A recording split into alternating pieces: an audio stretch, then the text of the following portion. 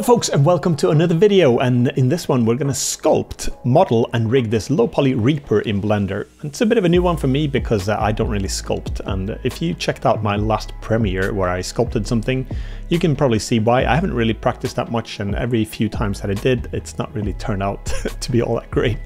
But I'm determined now to actually start to find a workflow that would work, even like sculpting. I don't want to go for the high detailed poly stuff.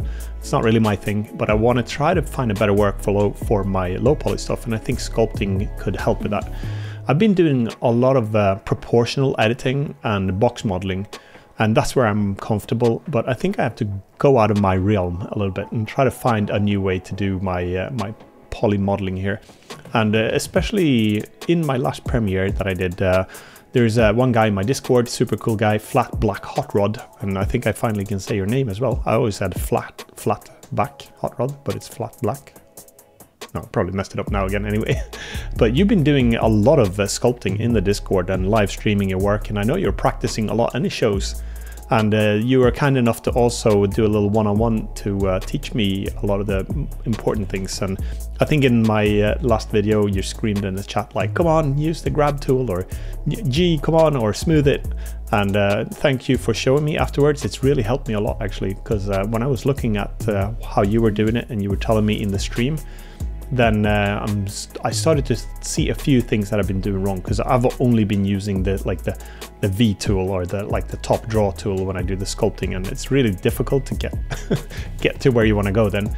So those little additional things that you showed me, we're gonna go through them now in this video. Let's just listen to some chill music and see where we can go. And I've decided to keep this one at my normal, like I'm not fast forwarding, it's not a time lapse, so this is gonna be quite a long video. Let's see if we can find stuff to talk about through the whole video. And if not, we'll just sit back a little bit and let the music take over. But in the first stage, you can see it's looking horrible at the moment, and I'm trying to do this Reaper guy, and I wanted to show the end result a little bit in the beginning, because right now it looks absolutely ridiculous. But the first stage that I'm doing is just to block out, it's like a block out face, where I used a subdivided cube. And the cube, I'm just duplicating it and positioning it where I want the limbs. So I've got my torso or the pelvis at the bottom, and then a spine coming up, and then a pretty big sphere for the chest, and then the arms are coming out, and a hand here, and then the legs are just going down. So before I voxelize this now, before I go into sculpting, this is, I believe, a decent approach to get like the rough figure or rough shape in place. And I was under the impression that you needed to get the poly count right away, like pretty correct, but as Flat Black Hot Rod showed me, then you can actually just, when you voxelize it, you control the amount of detail that you want, and you like run up and down with those voxels as you go on. So I'm putting the fingers on here, and I think in the future I'm going to keep the fingers separate for quite some time, or even add them at the end, because in this video you'll probably see that it looks like really hideous when I do my hands, and the fingers are just like merged into like a blob. So I think I need to keep those digits separate for a while.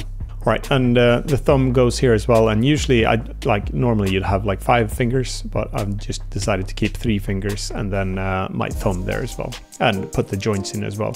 But again, this block out face, I'm probably getting a little bit too detailed there on my hands, and for my characters a lot of the time I just need them to, in my games I want them to be viewed from quite a distance, so I don't really need the hand detail, and it's low poly of course, so don't really need those.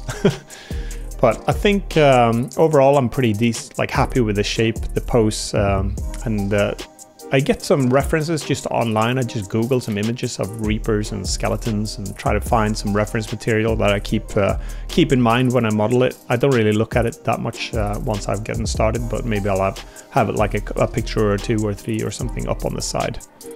I know Flat Black, you're using stuff in your viewport, which is a pretty cool workflow. I'm usually too lazy to drag them in to keep them in my viewport, so just keep stuff on the side. And so I'm still, before sculpting, I'm still doing my proportional editing here a little bit, and I'm pretty sure I'll find a faster workflow for this in the future as well. And it's, I just stick to, like, I'm happy that I don't have to worry too much about like the the intersections and things. I enable auto mirror in the end, and you can see the poses a bit needs to do, I think, ergonomics class or something this guy needs to go to, because I don't think this is too healthy. But I do auto mirror before, and I know I'm going to switch off the auto mirror tool after, it's just to get the initial shape correctly, and I forgot to disable it here in the beginning. Or did I apply it? Yeah, I did apply it. And then I switched to symmetry modeling instead, because when you do sculpting, I believe it's much better. You don't really want that mirror modifier on. It's going to mess up a lot of things. So at the top there, I just set symmetry on the x-axis instead. And here's the grab brush, or G, and you can see on the left there. I've never used that one before until Flat Black told me about it, and it's super nice because this is basically like a quick proportional editing. And I really, really like it. It's basically like at the center of the vert, it grabs the full force. So whatever you have in focus in that little center circle is the vert, or the verts that are getting affected. And then you got the fall off on the side, and you can control the strength and the fall off range. And I like to just block out my character and try to, like, I rotate the viewport a lot just to get different angles on it. And then I use the grab brush at this point to just get the general shape in place. And I also like inflate, so I on the keyboard. It's not inset this time. In sculpting, you actually inflate stuff, so it's like blowing up a balloon. Like that part as well. And I'm still using I haven't voxelized this mesh yet, so I'm still just working off the original stuff before I voxelize it. And I might actually in the future, I'm probably going to spend longer time before I voxelize to get the shape correct the way I want it. So it's all like testing for me now. This is all pretty new to me. But I like the process, and I just put some music on, chill out a little bit, and then just keep reshaping it. And then I usually save incremental, or sometimes I'll just duplicate the mesh as well and put it somewhere, so I can revert a little bit. But I'm not too bothered if it messes up. I'll probably just like continue to edit it until I get happy again. So in terms of anatomy, like the proportions are probably not like super correct or anything.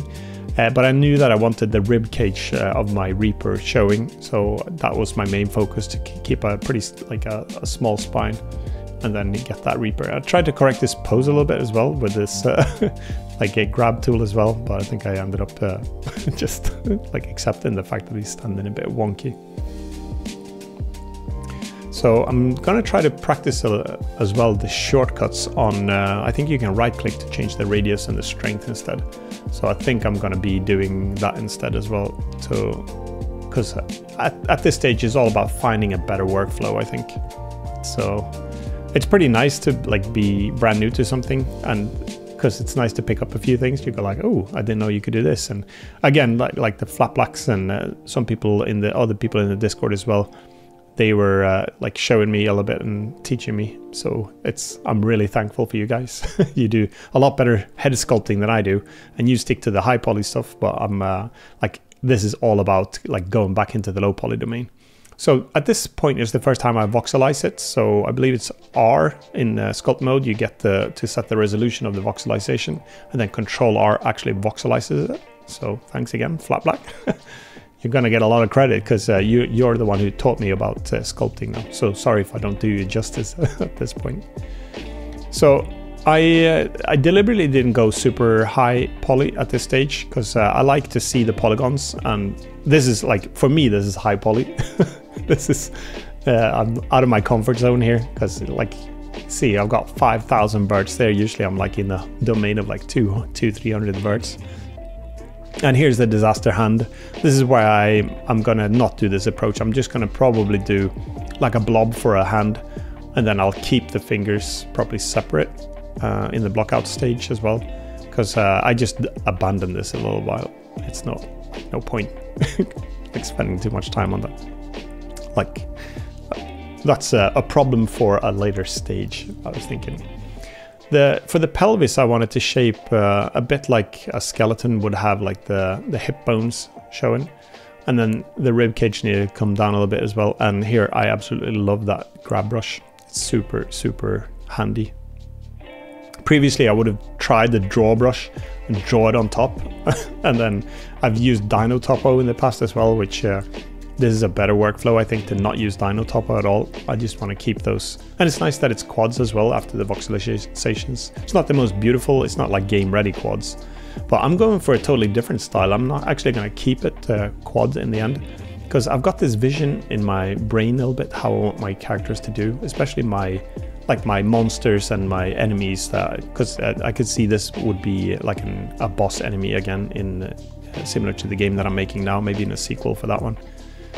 And I've got this vision in my mind that I want stuff to be triangular instead, with different colors on the polygons.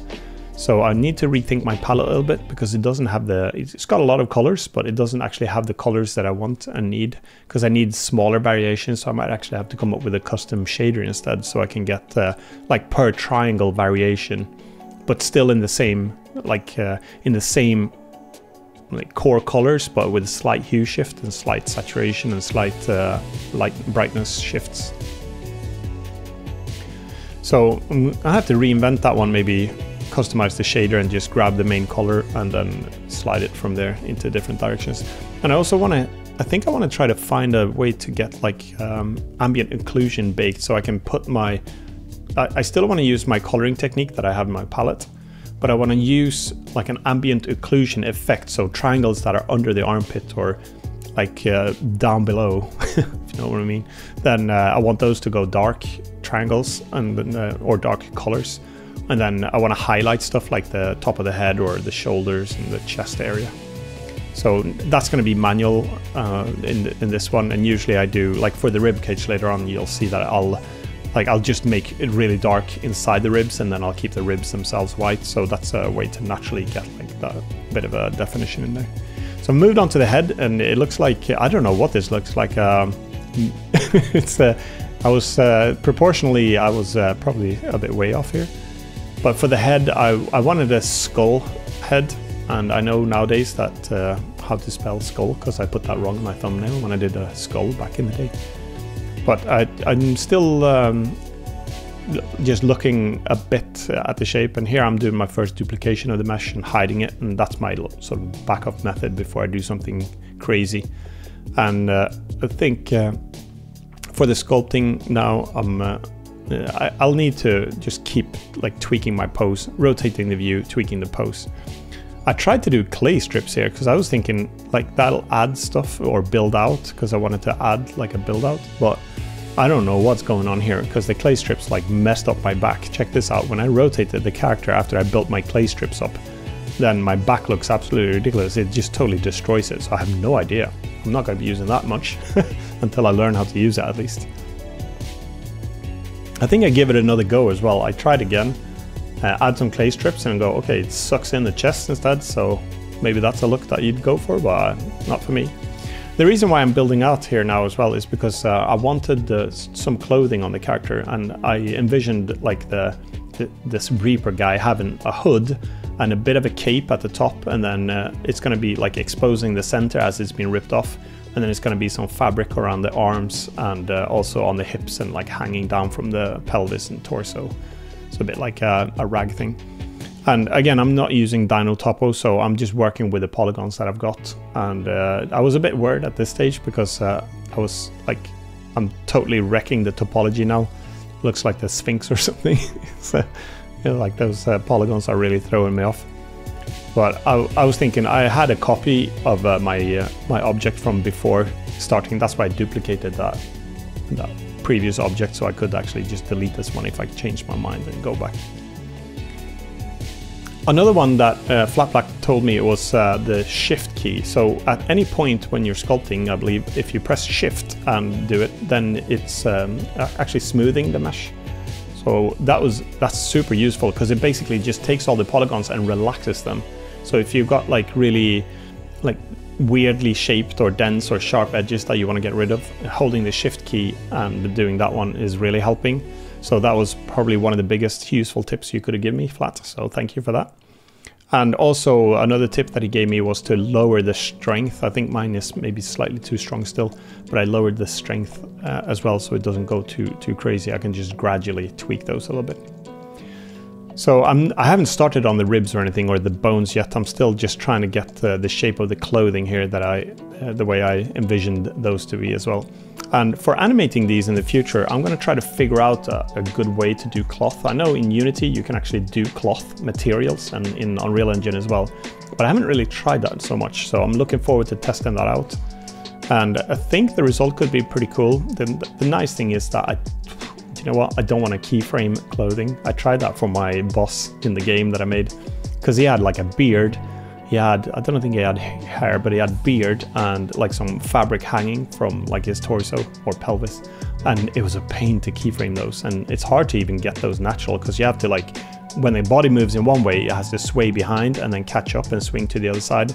So it like quadrupled the time it took me to animate anything. So for sure, anything fabric, I'm gonna investigate these cloth methods instead to see if I can do both in Unreal Engine and in Unity as well. That'd be so useful if that's possible. And I did a basic test where I just had a cloth and I dropped it on top of a sphere in Unity. And you can set things like stiffness and colliders and what it should collide with. So I think it could be pretty promising. I think it's gonna work.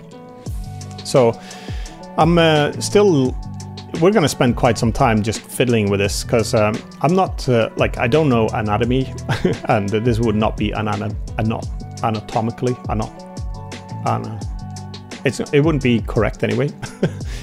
So anatomy wise, so I'm just wanted some baggier pants, and it looks like he's got a like, I should have probably extruded that center thing a little bit differently, because it looks slightly strange at the moment, but I think I pull it down, even make it even more of a problem in a second here when I drag it more down. It's got equipment, but I think the idea that I had was that was fabric and nothing else that's going there. So I thought at this stage I probably need to start pulling it around as well, and this just looks so wrong. Cover your eyes now. It'll get better, I think. And it didn't get any better actually when I animated this later on, because that ended up just like, I don't know, it was linked to the boners, like the legs, so it didn't animate that well. But anyway, I'll fix that with a cloth simulation at some point. And I think for the future I might do like the body first, totally separate, and then I'm gonna probably do the clothing separate. I think so anyway. It would make more sense to do it that way, because especially the fabric that hangs down, it would be cloth simulation anyway, so I need that to be a separate mesh. So we're at 5,000 verts. I haven't re-voxelized it yet. Hand, see there, the hand is like serious disfiguration going on there. And I wanted some spikes. I don't know why my monsters I want them to have spikes on them. Maybe it's because they make them look a little bit more interesting.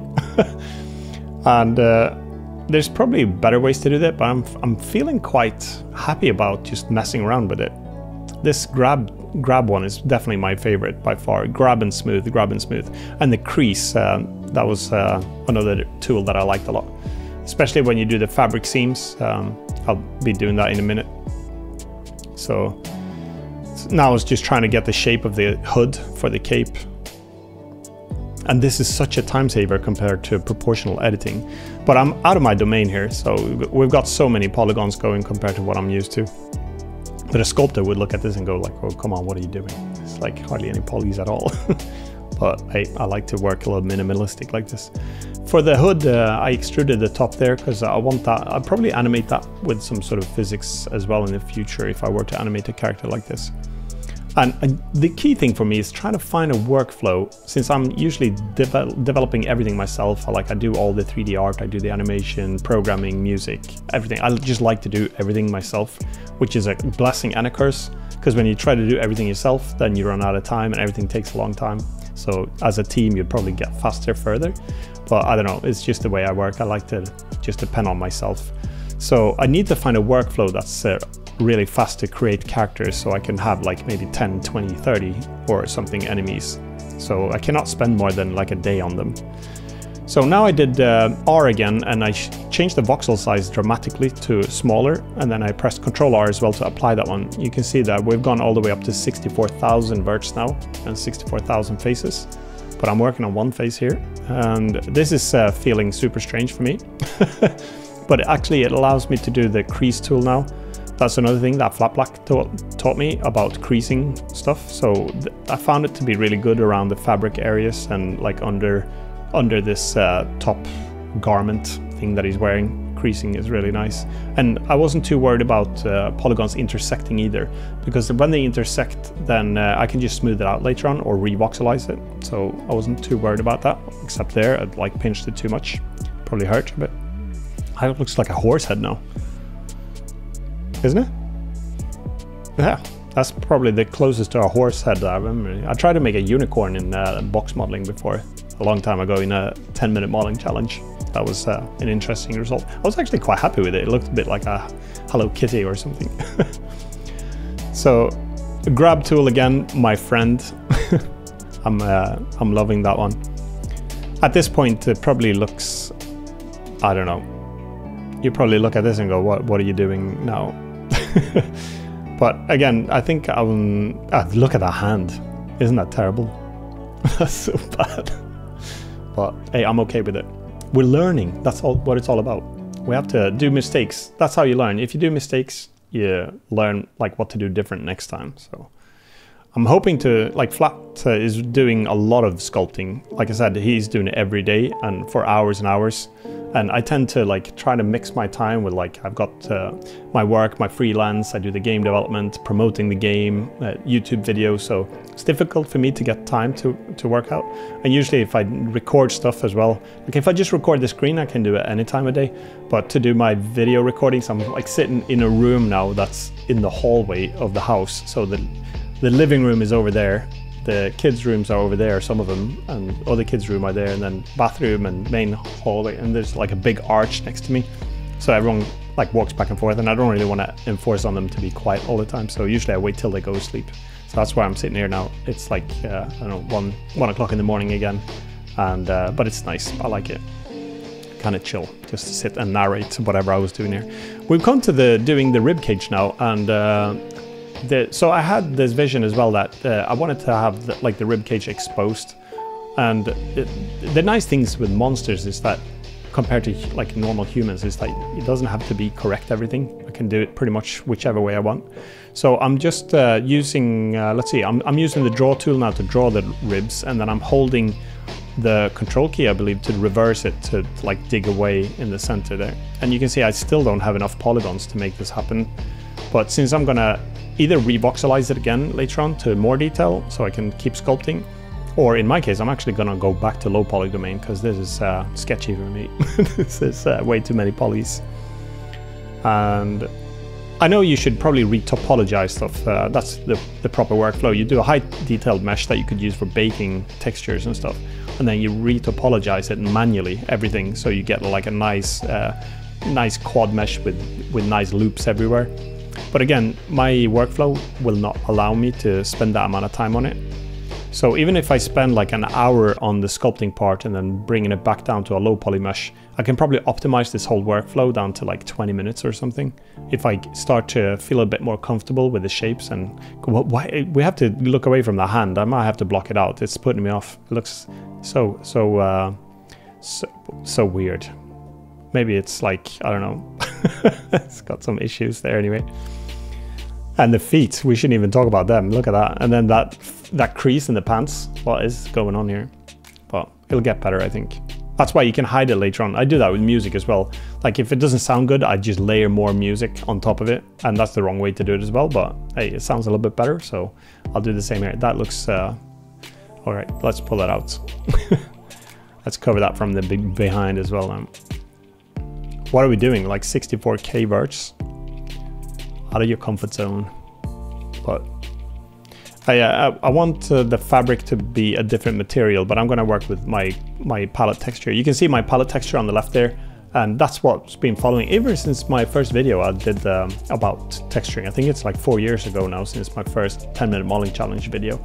And that's where I came up with the concept. I'd seen it somewhere. I'm not going to take credit for like the concept itself because I've saw it somewhere, but I cannot remember where. But my first palette was super basic, and usually I created a new palette for every character or every 3D object that I made. So I usually started my videos back in the early days of 10-minute modeling challenge to grab a palette texture. And then I thought, no, I'm just going to create my own one and reuse that one over and over. That worked for quite some time, but I was lacking a lot of different hues and shades for my palettes. And so it's evolved over time to my what's called the Imphenzia PixPal texture now.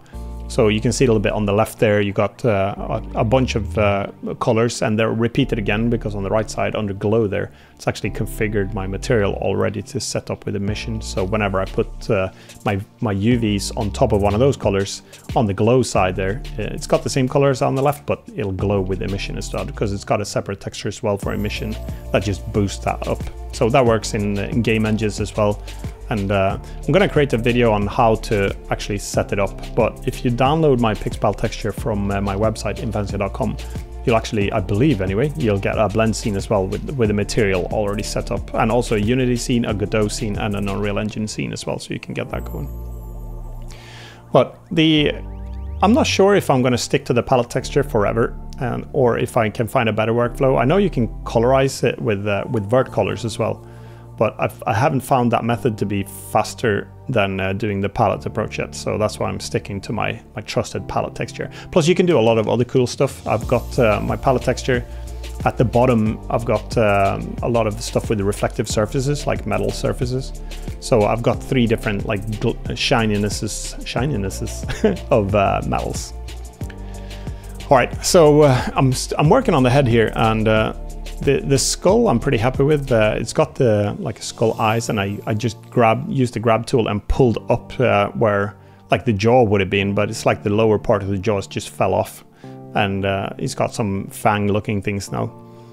And the hood is also coming along. It's got some like tearing of the polygons now, but it's starting to look a little bit the way I wanted it to. And a lot of the stuff I'm going to control with colors later on. So I'm going to shade it dark and then keep the bony parts white, and then separate the clothing as well. And then it's going to come down to a lot of lighting, because when I do my games now, like the mesh can look only so good, and then I can control a lot of stuff with lighting after. So I like the type of silhouette lighting, especially where you have like a blue light from one direction and a red one from the other. So that can, it might be a little bit more difficult to get it to work in a game, because then you'll have different angles and maybe you rotate the camera. So I might actually look into shaders and cheat a little bit when it comes to the lighting. And I know they do that for cell shading techniques. You actually have rim lighting in the shader itself instead, so it's always got like a natural rim light on it. So how many? We've got 128 edges, still on 64 verts, 64K. 64,000 verts. That's so out of my comfort zone there. Let's duplicate that much, and so I can revert back to it, because I think we're gonna do a bit of an operation on this one again now. So let's remesh it. I pressed R to get that little voxelization thing, and then I pressed Control R, and I tried to go down to 7,000 faces again, and you can see that I lose a lot of the detail. So that wasn't really an option that I could go with. That's the issue with voxelization. Basically, you're taking like you're making a Minecraft landscape of the whole thing. So that's what it's like, 3D pixels. So if I tried to go down, it's not going to be possible. So I'm going to take my other approach, which is using the Decimate modifier, and then I just bring it down. That's a little bit too much, and it's a lucky thing that I'm actually wanting to go for a triangular look. And if I wanted to keep a quad topology, then I know you can unsubdivide here as well, but it's not going to get the result that I wanted. So if I just get the ratio down, and at the bottom there on the right, you can see face count 8,950. So it's a bit closer to where I want to be, but it's not fully there yet. I try to want to keep my characters to about maybe 3,000 polys or something, 4,000 if I can. And it'd have to be some optimization. So this is my first big trial run of a workflow where I go from like block out to sculpting and then back down into low poly domain. But the Decimate modifier definitely works better for me than what the voxelization would do. So I just manually type in some figures there, 0.05, that's a tremendous amount of triangles that we're dumping there. 0.02 brings me down to a face count of 2,578. And now I started to get to the point where I wanted the triangle sizes were the way I wanted them to be, and I still had a bit of definition in the rib cage. occasional. So I think that would be good, and this is a pretty destructive process because I press Ctrl A to apply that modifier now. And then here's the beautiful thing, I can go back into sculpt mode and do some tweaking now as well. And I absolutely love, I've said that a billion times now, not that many times, I've said it like 4 times, maybe 5, could be 6.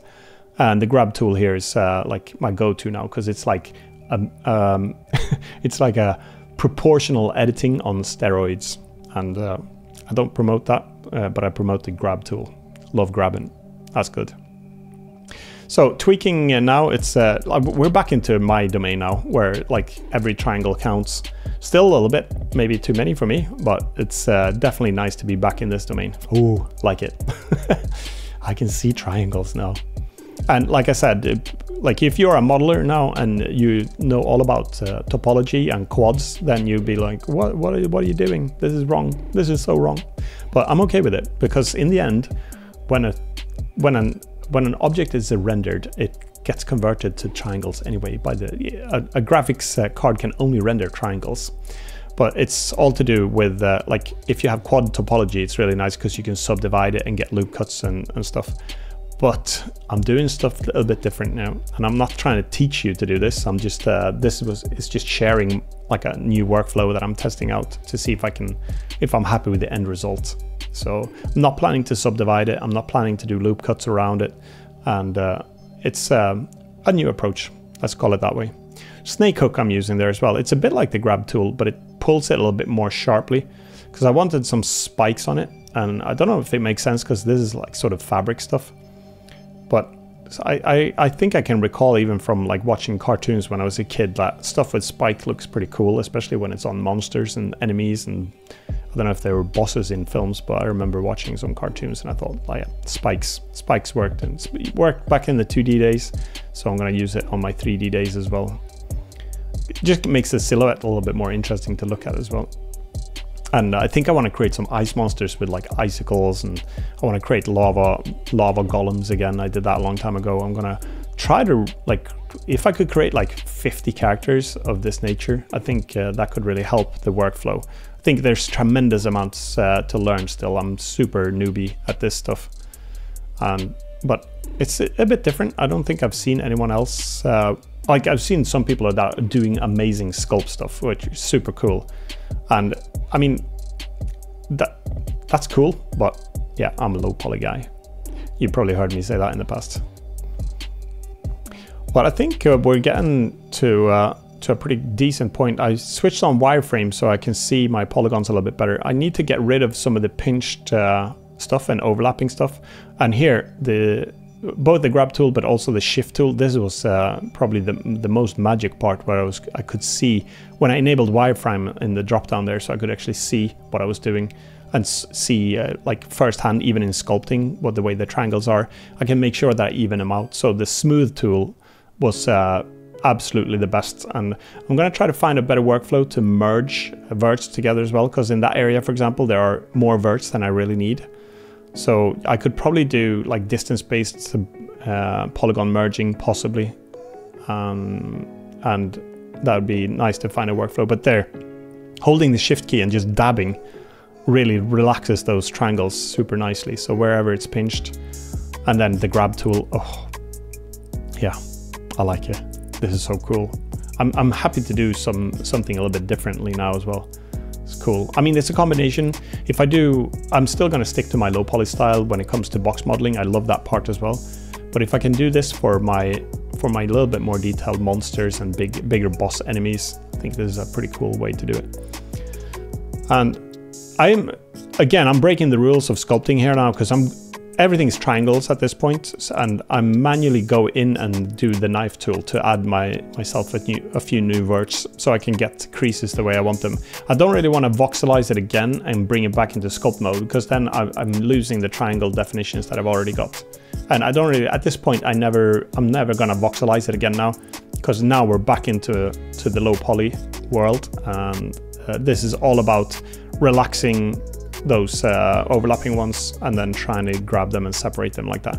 When I colorize it later on, I want the triangles to be roughly the same size as well, because then it'll be a consistent look on my character. I mean, a few smaller ones and a few bigger ones, fine. But in general, I don't want like a section with loads of tiny triangles anyway. And the cape, I was pretty happy with the way the hood was looking and the top of the head there, and the rib cage started to come into place. The clothing, again, should probably be separate, but I'm okay with the way it is now.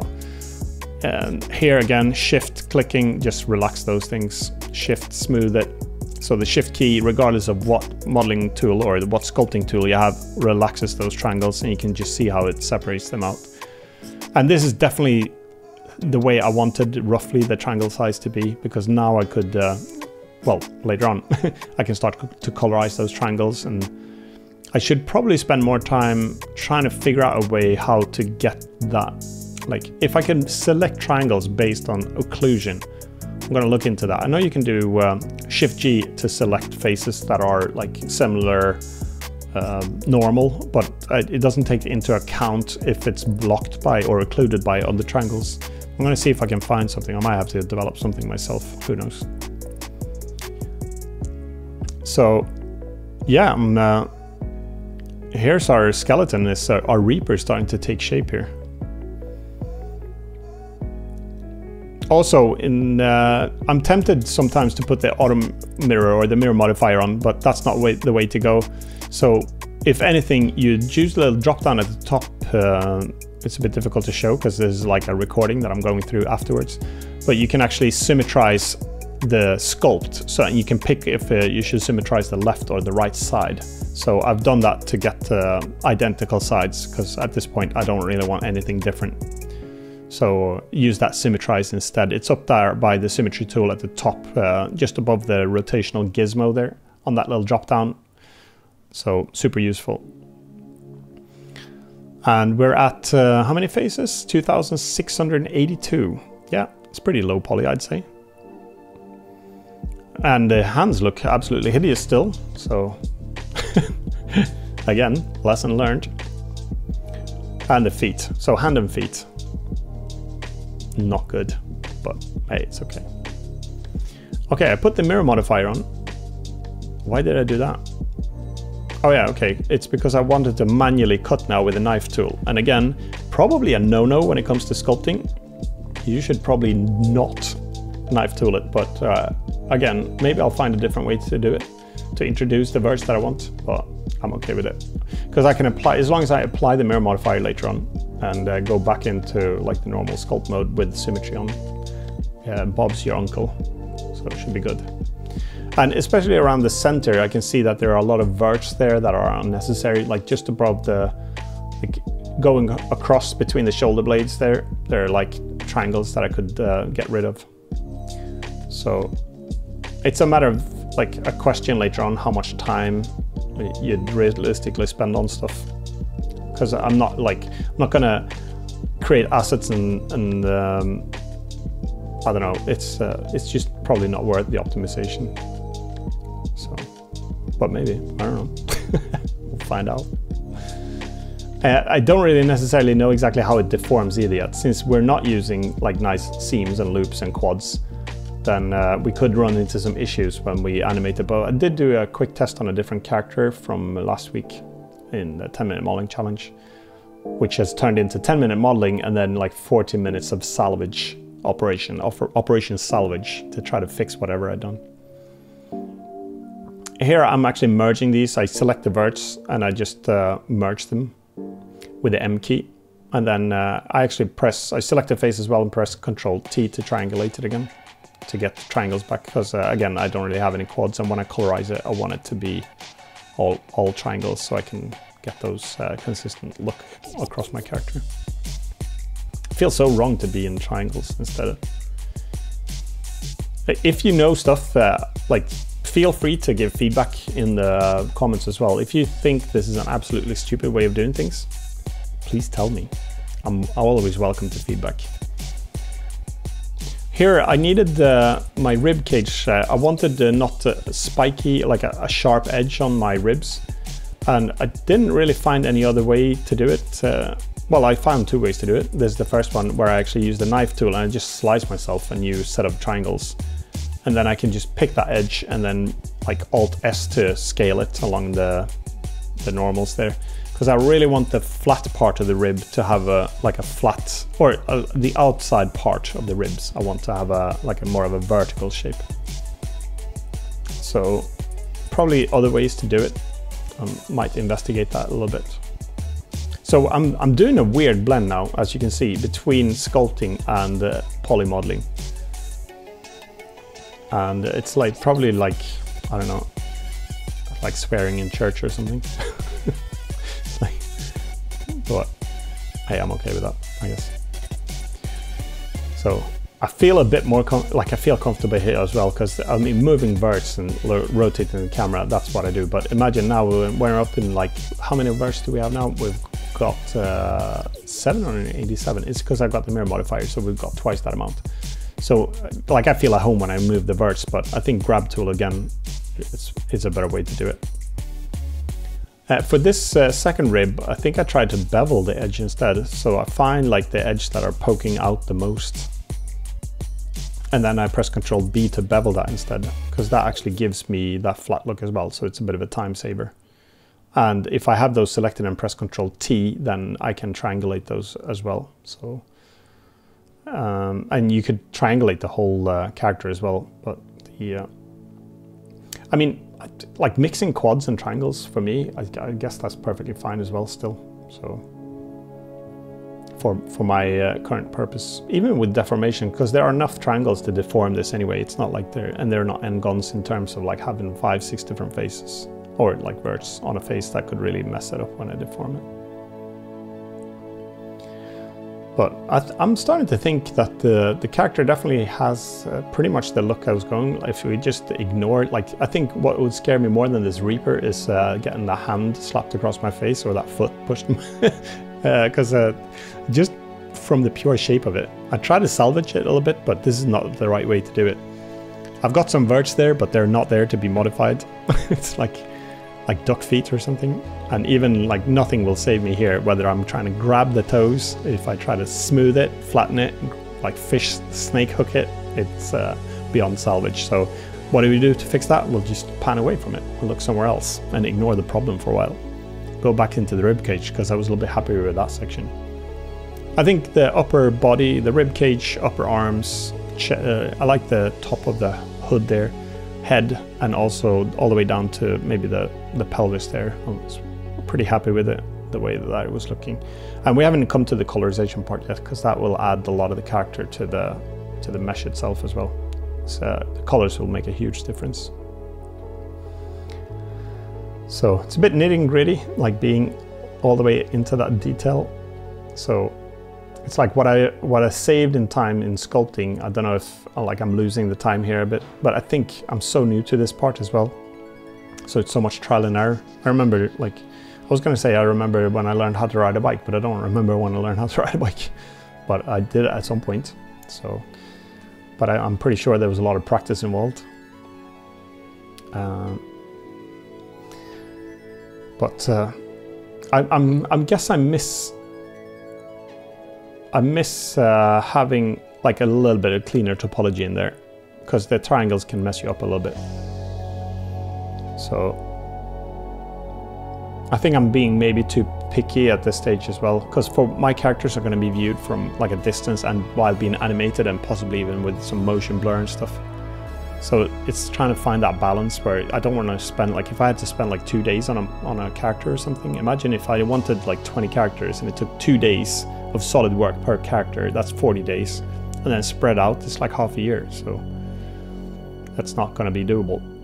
I need a faster workflow. That's why I like low poly. Magic. The 3D equivalent of pixel art.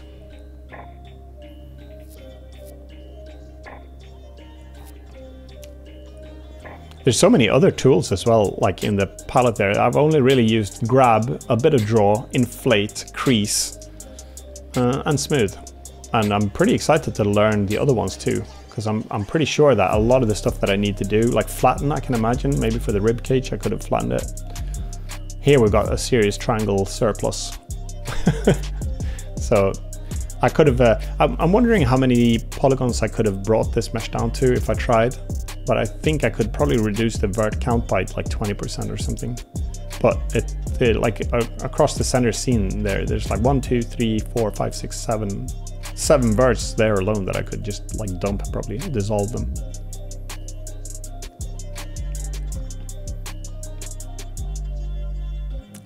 Yeah, definitely different from what I'm used to making. And just please, let's not look at the feet. Am I trying to sculpt the feet again? It's like a dough, pizza dough, just slapped on the floor there, and I'm kneading it. I don't need to see it, but I need to knead it. Knead dough. Knead. Maybe flatten would work there, or pinch, or inflate, or something. Maybe the best solution would be to just like delete the foot and then recreate it with a new a new box thing that I could merge up. But then again, I cannot re-voxelize the whole thing. So how I would merge that with the current mesh, that's going to be a topic of investigation as well. But I'm pretty sure it's possible.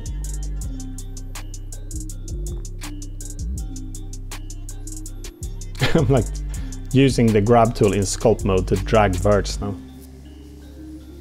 I bet the developers of Blender now like, what? Cringing. I get some comments as well like, you're teaching people the wrong way. That's why I'm pretty adamant to say that this is not like a tutorial. This is just like, I want to share my process of like doing stuff and learning. So it's pretty good. You can see maybe as well what works and what doesn't work. This obviously doesn't work. Look at those triangles in the back. No matter what you do, it's like, Gah!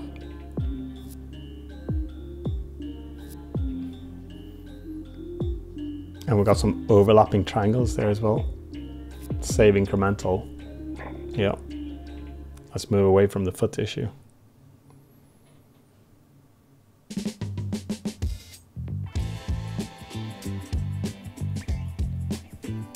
Elastic deform, snake hook thumb. Just looking at the other ones, the other tools there now.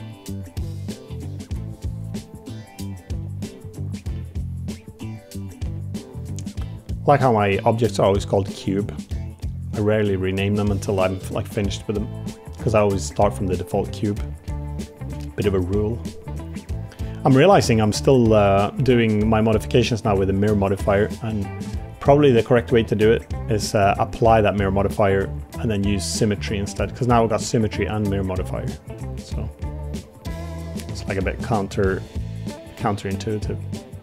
I'm moving on to the hand now. So from one disaster zone to another. Jan Sculpts is probably looking at this going like, I'm gonna delete the internet now from seeing this. It's like so wrong on so many levels. Pinky.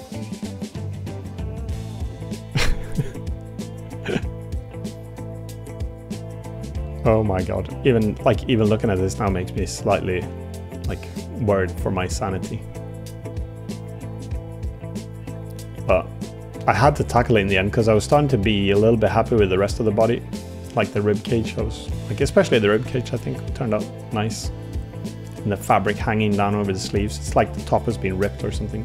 Maybe I should like have connected them as well to see through a little bit, like so it connects from the garment on the hip there to the top. I might actually look at some sculpting videos for hands to get the general like hand thing going. But I know you can use masks and stuff in sculpting. Flat Black showed me that as well, that you could mask certain areas out.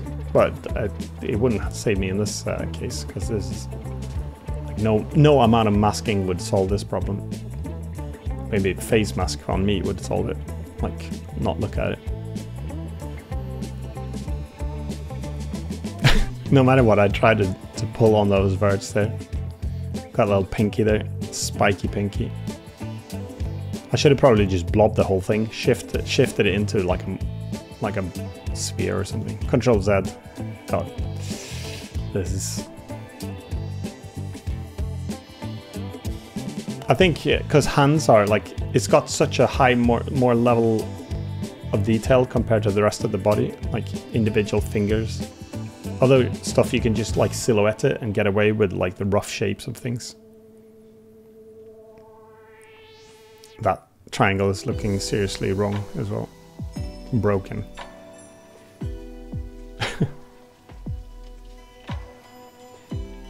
Definitely look at some hand tutorials after this. I'm gonna have problems sleeping after watching this thing.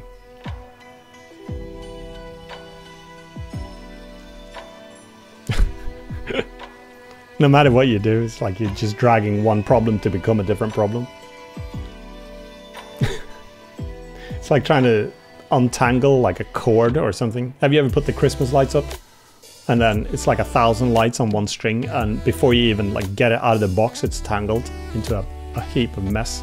Did that. I put them up last year. Then we moved house. I had to take them down, and equally annoyed every time. I'm like up on a ladder at the top of a tree, trying to get those stupid lights down. We're coming to the point where I texturize it now. So I'm using the PixPal texture, resetting the UVs, and then just compressing or scaling them down to 0. And then on the left in the UV editor, I just grab all of those faces and then I move it into like a solid color. The reason why it looks like blue and orange is because I've got 2 lights in my scene already from last week's 10-minute modeling challenge. So I like to have that look. So I've got the blue light, like a cold blue light, like moonlight from one side, and then like the sunset from the other. And I like that approach. A bit deceiving when you model now because sometimes it looks better like with the shadowing and the lighting, and then you disable it and you go, whoa, okay, get me back. Let's switch those lights back on again. Here's the opposite. You want to have the lights on instead of off. Strange. But we're going to colorize it. So I use, in mesh edit mode now, I do circle select, C on the keyboard, keyboard. Sounds like Finnish now, Gisela, keyboard. No, that doesn't sound Finnish at all, but I can't fake any accents, to be honest. But then I use the circle select to select all the stuff where I'm pretty sure that it should be like a white or bone color. And for some reason I accidentally selected the top of the hood there as well, so we're probably going to get rid of that in a minute. But I'm happy to not have to UV unwrap this thing, especially now since it's not got a nice seam topology. Because usually after you re-topologize a mesh, then you'll have pretty good seams as well. So it'll be a lot easier to UV unwrap it. This is not going to be easy to UV unwrap in any way. But colorizing using the PixPal technique should work. And if you colorize the wrong one, it's not a problem because you just like recolorize them. So on the left now, I press G on the selected verts and I move them to like the brightest blue that I've got. And now we're starting to get the ribcage color. And I still want to apply this fake ambient occlusion look now. So whatever is not on the front facing of the ribcage, I want to go super dark. So I just select all the interior faces there. And I think I do a combination between shift selecting, control selecting, which actually selects from one face all the way to the one that you control click to. And then sometimes I switch into circle select as well, because it's basically just like painting which faces that you want to cover. And if you click on the other button or the middle mouse button, it actually unselects them in the select mode. And I switched over to solid so I could see, because that disabled the lights. I don't have the lights visible there. So now you can see I just changed the UV mapping on those interior faces. So I put those on a dark color on my PixPal palette. That makes a massive difference when you render it, especially from a distance. And I think using this approach as well, what I find is that when I control the colors through my triangles, I'd say from a distance it looks better than when I have texture maps. Because when you do the texture map shrinking with MIP mapping and stuff, I think you get some issues with like you lose definition, whereas the sharp triangles, even with the anti-aliasing on, actually really makes those things pop. I've noticed that in Line War as well, that it works that way. Because I tried to do a texture model of the tank once, and then it looked kind of cool, like when it was in full view, but then when I shrunk it down to like a super tiny tank, it gets blurry compared to the ones that are controlled through like this palette texture method. I actually like this part. Maybe this would be tedious for some, but basically this is like for kids when you colorize in a book. So it's pretty nice to just be able to like select the faces and go like, and you're constrained to those faces as well. So you just have to make a choice sometimes, like should this polygon be this color or that one? but it's such an easy way to get a lot of like difference to your character. Because see the difference that makes, just like changing the bones to white, keeping the clothing as black, and then doing like the really dark areas, making those. And then on the right there, I'm just shifting that one to glow and putting it on orange, because when I switch into the material preview now, you can see I've got bloom enabled already. So those eyes are gonna blow. They're not gonna blow, they're gonna glow. That's a big difference. So, and doing some vert tweaking.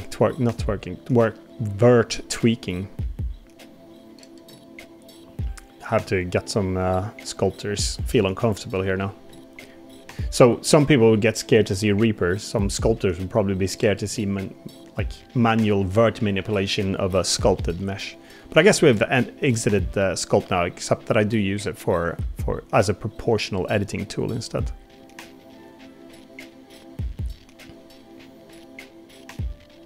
We need white. The arms, I believe, are bony as well, so it's a bit therapeutic, I think, to do 3D modeling. And it's a bit of a hit and miss. Sometimes I start and model something and it looks too bad to continue. So I don't, in that case. I just stop it, leave it. For a future, like just on the junkyard. And it's this mesh, I'd say at this point even, it would be good enough to be used as an enemy in one of my games. Because when you like animate them and it's all about the movement, I think that's more important sometimes. That would be enough of definition when it comes to like just separating the colors with a sharp white and black there.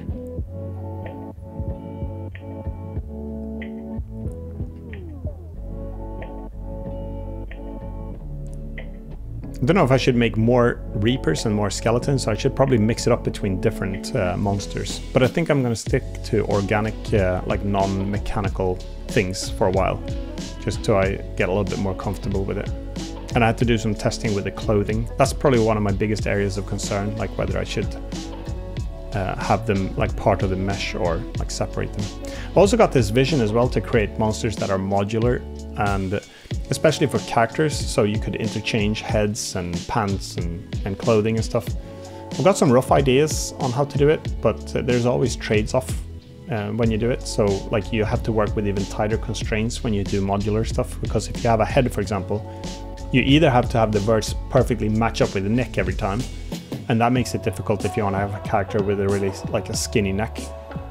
So that's one way of doing it. Then you could go the Roblox approach, where you actually have like separate body parts, but that's got its own issues as well, because sometimes you see like an arm just detaching itself from the shoulder because it's like a little bit too small for the body mesh or too big or something. So it's not really a good way either at all to do it. Yeah. And then another way you could do it, which I've tried as well, is to have shape keys or morph targets, like some people from the Unreal Engine world would like to call it. Zana, thinking about you again. Then you could actually have it so that you could have morph targets or shape keys in Blender to shrink the neck down, or like shrink a head so it would fit inside of a helmet prop. And I've tried that and it works, but it's you start to get into a lot of permutations. Like if you add another helmet, then all your head meshes would have to have that permutation version of shrinking the head so it would fit that one, and it gets even more complicated when you have hair and stuff. And I know like the Sims and stuff, big game engines, or like customization, character customization, it's doable, but I think the number of hours you like need to pour in to get that type of customization is so much more than I have available.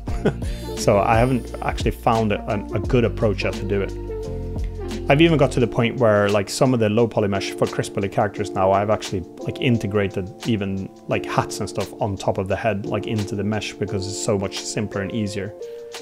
And but like a natural way would be to keep all the props maybe separate, and then maybe have, it's a problem as well, because if you do like clothing separate, usually you have like the whole upper body is changed as a whole mesh, because you don't want clothing to poke through. Like if you have a top on, like a sweatshirt or a t-shirt or something, you don't want the underlying mesh of the character to poke through the fabric. That looks stupid.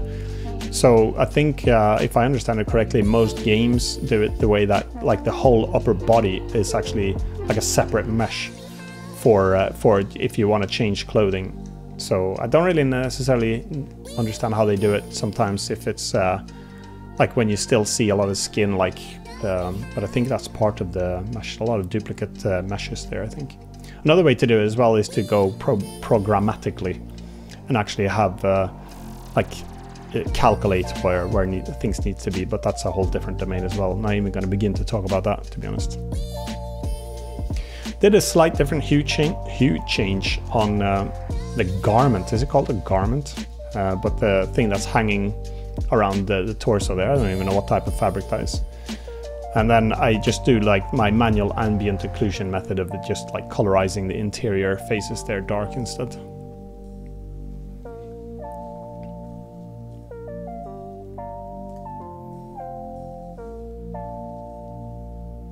Just making sure I'm recording. It'd suck if I didn't. Got a fringe going now, like a nun. Unconventional nun.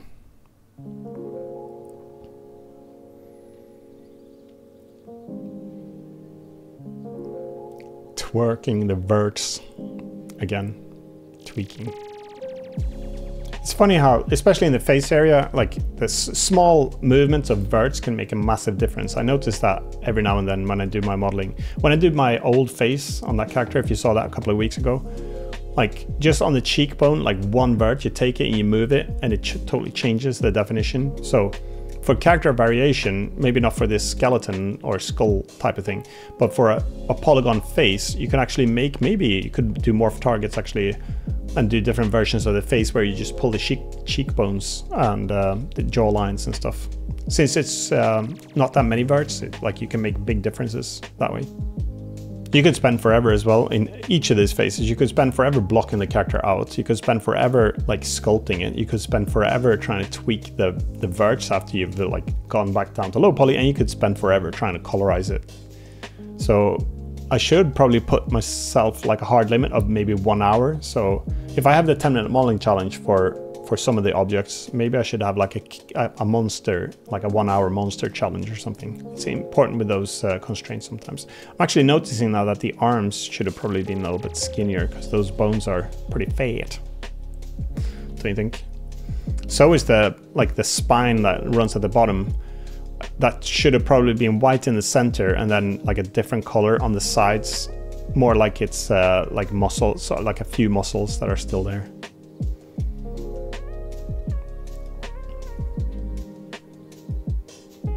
We're gonna try to use Rigify as well at the end of this as well, so we can see if it actually deforms. Will it blend?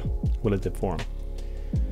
And usually I create my own armature all the time. I've been asked why I don't use Rigify, and most of the times I don't use Rigify, and there are a number of reasons for that. Rigify is super cool and really nice way to get really functional and like a superb rig going in Blender. So it's got so many ways to animate the character with like hip rotations and forward and inverse kinematics on both arms and legs and automatic IK switching, and it's got like drivers for like hip rotations and shoulder rotations. It's got stretching and stuff. Super cool. Very, very competent, but too competent for me, because in my games I need a simpler mesh so it's easier to animate those small things, and especially so it's easier to get that armature into like my game engine, which is Unity, or in Unreal Engine, because the Rigify, like there are workflows to get Rigify characters in, but you get so many bones and it's so much more complicated.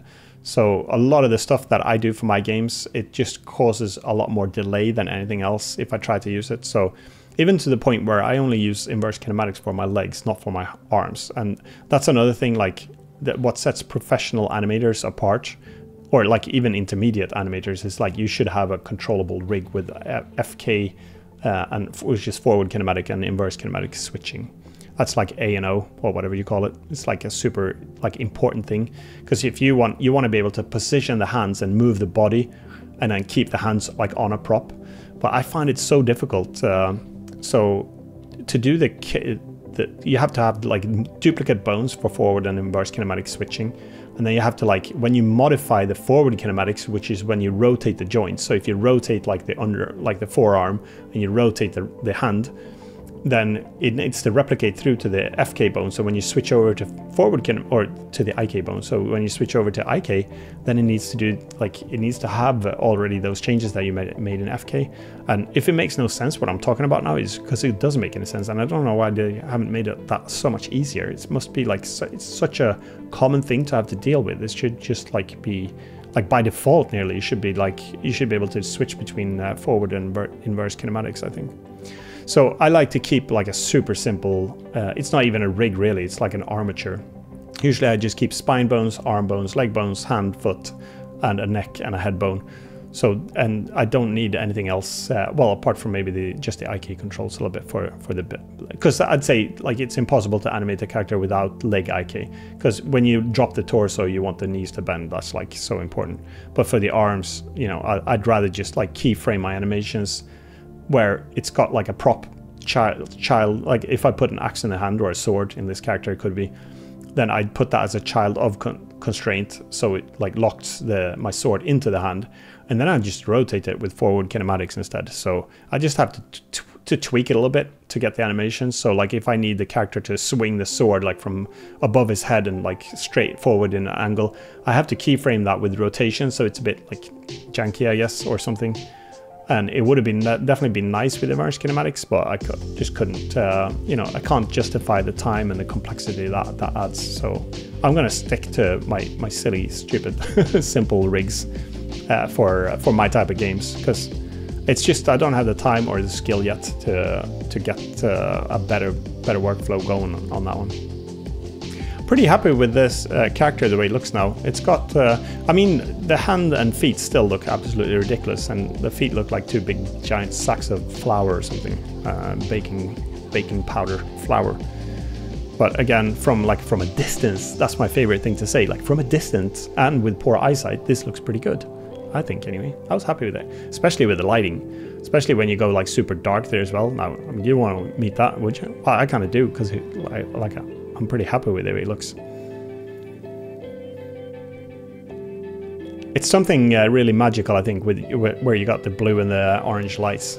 Don't know what you guys think, but like compared to like disabling lighting now or just using HDR lighting, doesn't look as cool. I see that like the feet and the hands, like you kind of get away with it now, don't you? Or is it just me? What do you guys think? Is that doable? Is it copable? Oh, switching it to a little bit more red now, sunset. Do you know, I'm so tempted after I release my game now, and like for Ultranova that I'm working on as well, I've got a lot more detailed characters planned for that one. Gisela is helping me with some really cool characters, and it's taking a long time to make that game, and to be honest, in the last 6 months I haven't been able to touch it, because I've had to focus on the course material for and this Unfair Rampage game. So, but everything that I do for that game and for this, it's all like feeding into the development of Ultranova, and I'm not going to stress about that project anyway. It's like going to be a cool project, and it's going to be finished when it's finished. It's a pretty good one. But these type of characters now, like this level of detail, a lot of the encounters and the NPCs and what you're encountering in the forest and in the swamps and down in the it's going to be like a futuristic planet with a futuristic city part. And it's going to be like a cool forest thing with tree houses, and it's going to be a glacier thing, and like all these different environments. So I want to be able to create maybe like even 50 of these type of characters that you'll encounter, and it's going to be a lot more like narratively driven there as well, where you interact with them as well. So, and like learning Unreal Engine is again, like when I spend time in Unreal Engine, I love it. It's super cool, so powerful, it's like so amazing. But then I have to like drop it for a while, and when I get back to it, it's like pretty difficult to get back into things again. I'm so like proficient in Unity, it's nearly ridiculous when I'm working there, because everything just feels like I know where everything is. But at the same time, I'm just so drawn to the visual look in Unreal Engine and the way that looks. So like the bloom in Unreal Engine, for example, it actually illuminates, like in Unity, the bloom does not illuminate anything around it. But with Lumen in Unreal Engine, when you have like the eyes there, which are lighting up, it's actually affecting, it's not like amazing in Unreal Engine either, but it does actually like light up the environment with Lumen, which is like such a cool thing. But you can see that it struggles, even Unreal Engine struggles with that a little bit, because if it's like a dark scene and you have like just small lights, like windows, for example, on my Reaper ship, funny enough, that's called Reaper as well. But if you have that and you try to light up the outside of a spaceship with just emission, it's yeah, it struggles. It flickers a lot in Unreal Engine as well. But it's still better than like not being able to illuminate it at all. So the cheating way to do that is to actually add some light sources as well, where you need the bloom, like or the emission to colorize something or to light it up. Then you'd probably add light sources there as well. And I believe Unreal Engine is using, it's not forward rendering by default, it's deferred rendering. And with deferred rendering, which is, it's a different approach to render, where it's much more efficient with lights, multiple light sources. Because in a forward rendering pipeline, I don't really know any of the details now, but I know that you're pretty limited to the number of lights you can have in forward rendering. But in deferred rendering, you can have like hundreds or even thousands of lights, as far as I know, and it's still pretty efficient the way it does it. But it does have drawbacks in other ways, and what those are, I cannot remember now. But it used to be stuff about anti-aliasing. I don't think you could do MSAA anti-aliasing with deferred rendering before, at least in Unity. But maybe nowadays you can. I'm not sure. I have to revisit that. Don't quote me on it. Don't quote me on anything. I'm a liar half the time. I don't know. No, I'm not really. I just yeah, I forget a lot of stuff. I'm like Biden. Not yet. Hopefully not for a long time. Anyway, I've added the meta rig now for Rigify. So I'm gonna like I don't know why it's my character is smaller or the rig is bigger there. But it's been a long while since I used Rigify. I think last time I used it was when I did like the pirate in episode 10 of the 10-minute modeling challenge or something. That's like 4 years ago. So I really have not used this in a long time. But the concept with Rigify, it comes with Unity. No, it doesn't come with Unity. See, I told you I'm a liar. It comes with Blender. Why would it come with Unity? But so Rigify comes, and I think it's even activated by default now, but if it isn't, you can just go up to your add-ons and then you make sure that you enable Rigify add-on. And then you can just do Shift A and add like I use the basic rig because I don't need all the face features. I just need like a head bone. And when you create that one, it gives you this meta rig that you can just like move. I've got symmetry on the x-axis going there, so that's why it's actually editing both sides at the same time. And you're free to use this one to just, like in edit mode, you can just position the bones to match your character now. So you can box select like I'm doing there, you can click on individual joints, you can click on individual bones, and then just drag them into place. It can be a bit tricky sometimes to see if they're inside, and I know you can do some snapping to help with that, to like snap to the interior of faces, or volumes, but I don't tend to do it, since my rigs are pretty simple, or I keep saying rig, but and this one's actually called meta rig, but it's like an armature as far as I know. It's not really a rig yet. Rig is more like when you got all the controls, like for your like fingers and the switching and stuff. So most of the stuff I'm working with is just like a bone structure armature. But the goal for the meta rig is just to position all the bones where they need to be. And once it's, you just rotate the viewport a lot to make sure that the bones are like fairly enough inside. Because when it does the automatic weight painting later on, it needs to like see what the surroundings are. So it can map those bones. So you want the weight paint is basically when you assign to each vertex, you assign a value for how much a bone should be affecting it. And usually the automatic one these days is like fairly good, and I mean, you could spend forever tweaking it if you have issues with it. And the more issues that you've got with like fabric and stuff, the more problematic it is. So like that, the garments as well that's hanging. Like this would not pick that one up at all. It'd map it probably to like part of the upper bones or upper legs. And that's not really a good thing, because if you raise the upper leg, then the center flap there that he's got, it would raise with the leg. So you'd either have to convert that to like some sort of a cloth simulation, or you have to have separate bones for that one. But I'm not doing that for it. I just needed to have a little bit of an ability to pose the character, so it's not like in a T pose or A pose, I guess this is, rather than anything else. So yeah, we got the meta rig set up, and I couldn't even remember how to create the rig from it. So I was like searching through the menus here, like where is my meta rig conversion? Because 4 years has gone, and plus it's like, I think the last time I did it was in Unity, or in, I say Unity again, in Blender like 2.8 or something. But there we go, it was under that little block there, whatever that is. I found the generate rig, and then actually creates, it's pretty amazing how it works without bugs or like too many serious errors or anything. And it generates this like beautiful rig where you got all these controls for your hips and your joints and all your arm positioning, and I love those little saddle like gizmos that you got up by the shoulders. And the thing is, for the character to actually respond to the rig, you need to click on the character, shift click the rig, and do control. Now I forgot what it is. Well, it was there in my in my keys. I can't remember what the Control P for parenting, I think it is. And then you go with automatic weights, and then it actually takes all the verts on my mesh now, on the Reaper mesh, and then it assigns those and automatically weight paints it onto this rig now. And as you can see, most of the stuff works pretty good, except we've got the mitten hand issues and we've got the blobby feet issues, and we're not going to get like any help from the rig with that. So it's, if it looked hideous before you rigged it, it's going to look hideous after you rigged it as well. But again, it's seems to have caught most of the verts actually all right. So I'm just like testing a few different things now to like rotate the different. See, like stretching works for this rig as well, which normally my rigs don't support it, and it's because Unity as a game engine doesn't really support stretching, especially not in a humanoid rig. So I don't really need that feature. It's a kind of a shame because having stretching is super cool if you want to do really exaggerated cartoony animations where you have like super big steps or something. You actually want to stretch the torso, or you want to stretch part of the legs. It looks pretty cool when you do it that way, especially if you want to exaggerate it. And it sort of works. I shouldn't say that it doesn't work, because in the generic rig option in the Unity it supports stretching, but it doesn't support stretching in the same way that Blender does it.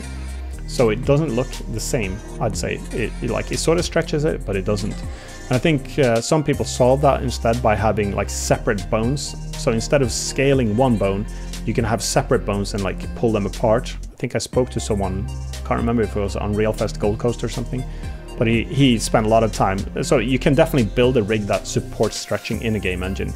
But for my need, it's again, it's not where, you know, I'm not at the stage where I'd need it, and I'm not at the stage where, you know, I think I'd benefit from learning it too much. So I just stick to my simple rigs for now.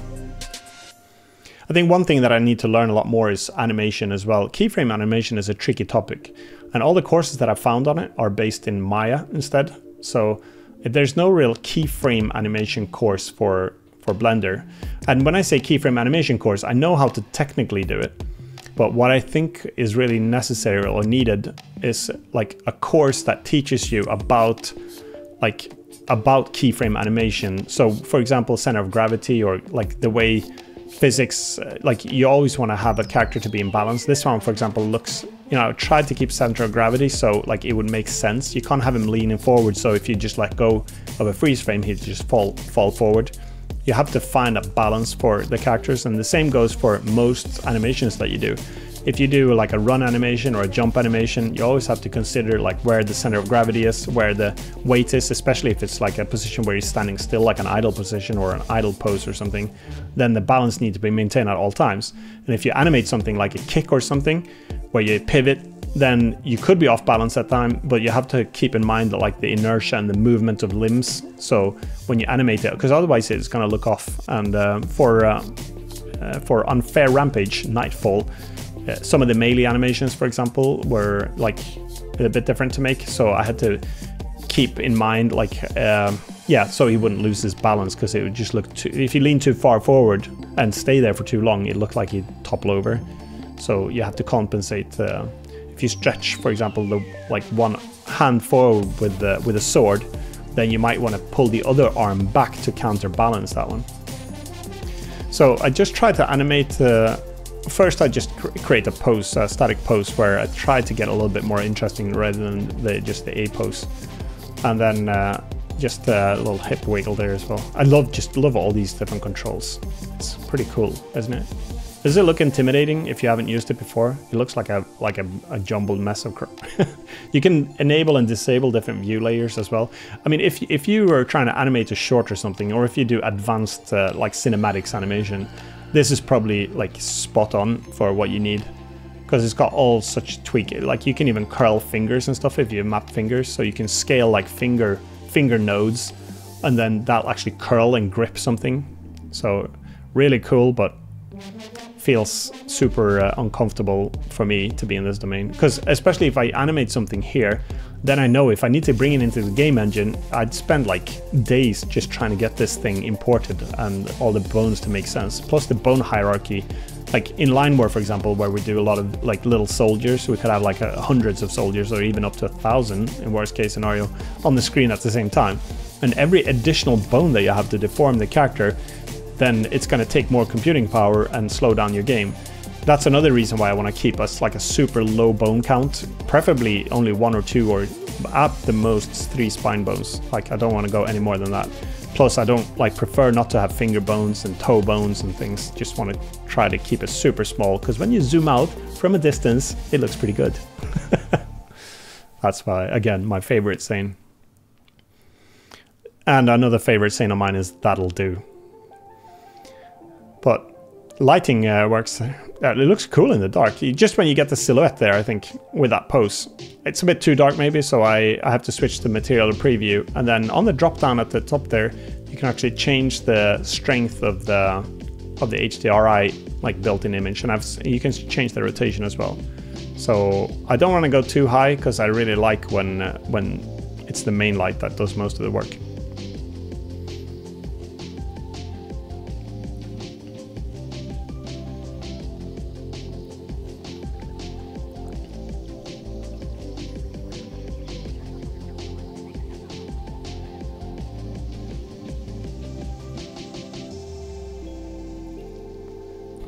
Alright guys, there we have it. We've got ourselves a Reaper, and I don't know if, what do you guys think? Is this sort of a video even useful? Like I could have just time-lapsed the whole thing and done a super fast, like a 10-minute recap. And I thought I'd try a different approach instead. I'll just sit here and try to explain as much as I can, share my thoughts, good and bad, and like talk loads of crap in the meantime as well. Put some chill music on, and hopefully like you can find some parts of the video that you find useful or something. I'll timestamp most like significant parts as well in the description, so you can come back to it. But other than that, I think yeah, put it in the comments if you like it, and I'll probably put some more videos like this up as well. It's kind of fun just to sit and look at the like what's been done and chill and have a chat. So again, a big thanks as well to a big thanks to my Discord members. Lovely of you guys to always be there, and like even when I'm like on my little AWOL segments, you guys are hanging out there and doing a lot of cool stuff and helping each other. Super cool. I'm really excited about that. And also a huge thank you to my patrons. You guys are absolutely amazing. I'm really happy, and you're actually making it possible for me to do this sort of stuff now. And like Imphenzia is my full-time job, so this is how I earn my income, and it's a bit sketchy sometimes because like I sell game assets, I do YouTube, I do some freelancing, I'm trying to sell my game now, and the horizon is pretty sketchy, and it's yeah, it's definitely not for the faint-hearted to try to like do this sort of work, especially when you've got like a family to support and stuff. But it's working so far, and I'm happy with it, and for as long as I can do it, I'm going to do it. So thanks, a big thank you to you guys. You're really making a difference here, so thank you. Alright, until next video, have a great one, and I'll see you shortly again. Take care and bye for now.